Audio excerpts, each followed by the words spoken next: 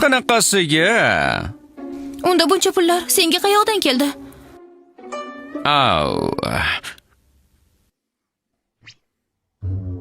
Mayli. Aslida buni sotib olishni mendan Lu Hayfan iltimos qilgandi. Hozirgina shunchaki o'zimni ko'rsatdim xolos. Ha, o'zimni ko'rsatdim. Bu haqiqatga yaqin gap.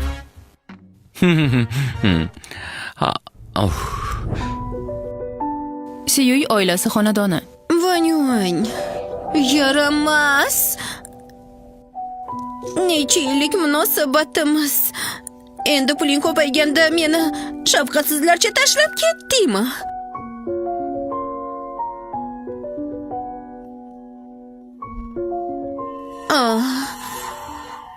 Yo'q.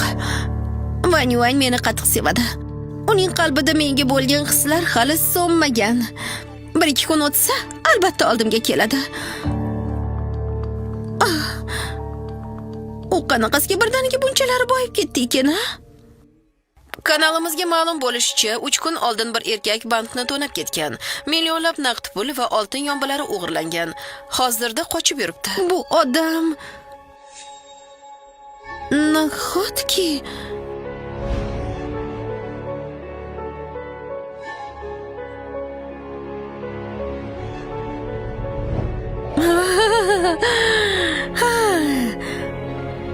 Vanyuany, demak gap yo'q ekanda.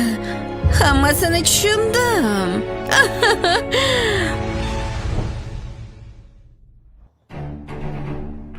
Vanyuany. Siyuy, nimaga kelding o'zi? Menga 5 million ber.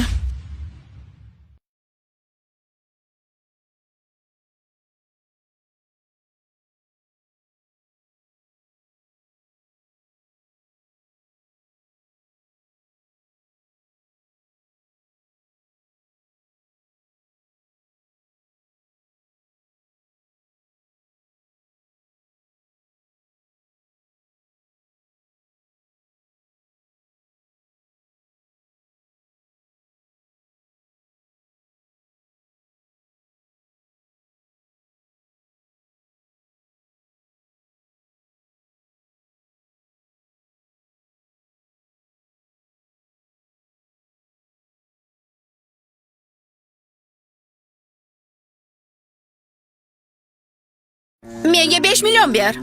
Nima? Menga 5 million ber deyapman. Puling qayerdan kelganini bilaman. 5 million bersang, siringni ochmayman. Aks holda seni fosh qilaman. Ahmoq tovuq. Vanyuany! Bu ablaqning jur'atini qarang-a. Yo'q, hozir uni fosh qila olmayman. Bo'lmasa, pulni qo'lga kirita olmayman. Biror yo'lini o'ylab topishim kerak. Nimadir qilishim kerak.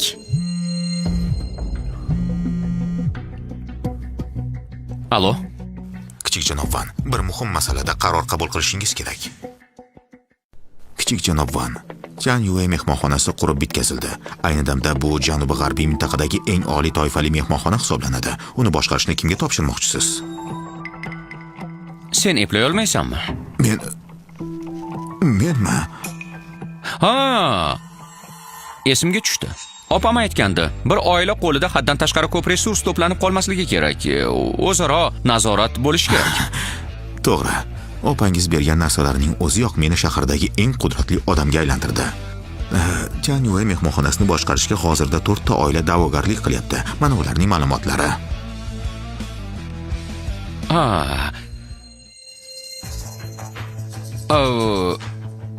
Modomiki o'zing tanlab olgan ekansan, demak, muammo yo'qdir. Shunday desa ham bo'ladi. 4 oilaning boshliqlari shu yerda. Uchrashib ko'rasizmi? Yo'q, kerak yo'q. Oq terakmi, ko'k terak? Bizdan sizga kim kerak? Ha, mana shu bo'la qolsin.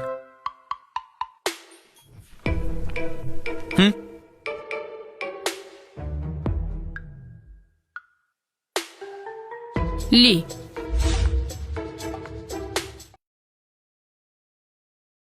Mehmonxona. Nima deysizlar? Van oilasi Janyue mehmonxonasini boshqarishni kimga topshirar ekan? Bunday muhim ishni albatta qayta o'ylab ko'rish Lin Guhay, kerak. Lin oilasi Kim boshlig'i. Tian Yue mehmonxonasini qo'lga Li kiritsa, Min, keyingi Li oilasi Guhay boshlig'i. bo'lishi mumkin.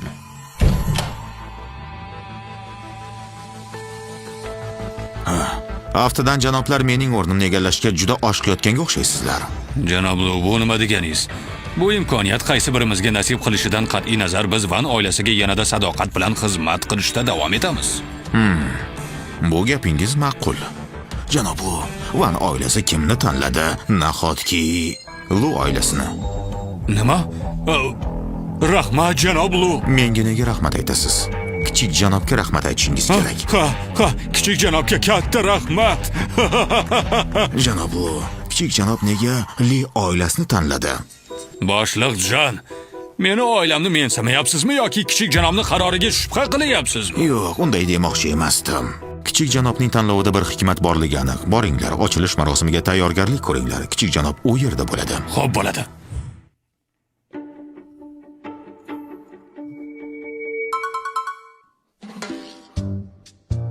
Qiziq. Kunduzi bo'lsa ham kompaniyada hech kim yo'qmi? Voy. Suyin, Van Yuanning Qo'rqib tording-ku. Rahbar qaytib keldimi deb o'ylabman. Yuragimni yorib yubordingiz.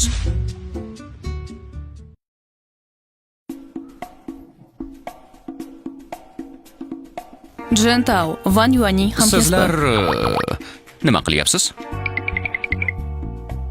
Kunduzi kompaniyada nega hech kim yo'q? Xabaring yo'qmi? Sen ketgandan ko'p o'tmay janob Lu to'satdan ishdan bo'shadi. Keyin uni o'rnini janob Jan egalladi. Yanhan. Endi kompaniyada hamma narsa o'zgarib ketdi. Kechagina kompaniyamiz Tian Yue mehmonxonasi bilan hamkorlik qilishga qaror qildi. Kelajakda ishimiz yurishib ketadiganga o'xshaydi. Bugun hamma ochilish marosimiga ketdi. Unda sizlar nega bormadingiz? Nega bo'lardi?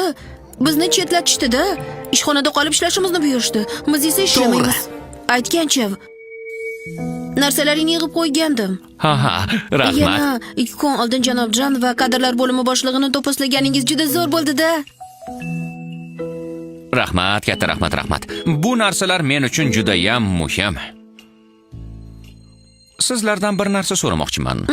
Agar kompaniya rahbari o'zgarsa, kim eng munosib deb o'ylaysizlar?